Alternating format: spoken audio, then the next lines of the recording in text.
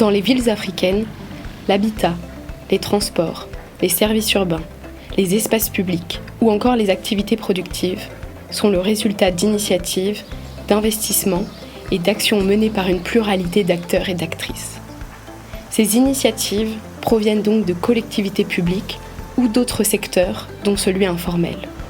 Au Sénégal, par exemple, le secteur informel emploie 90% de la population.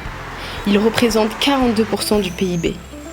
L'immense majorité du parc urbain, c'est-à-dire les habitations, sont construites en autopromotion.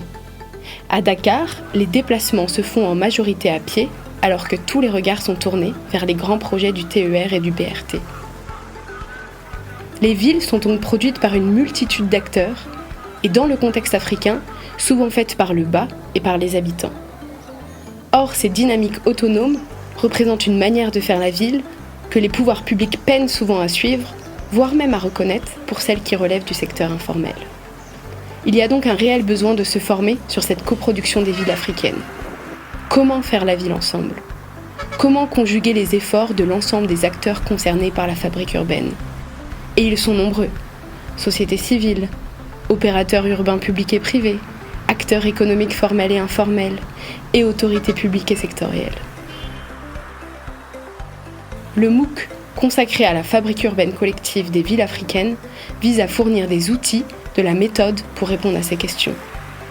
À travers une série d'exemples concrets et inscrits dans les territoires, il explore les articulations possibles entre l'action publique et privée, formelle et informelle, aux différentes étapes de la décision, de la conception de la fabrique urbaine jusqu'à sa gestion.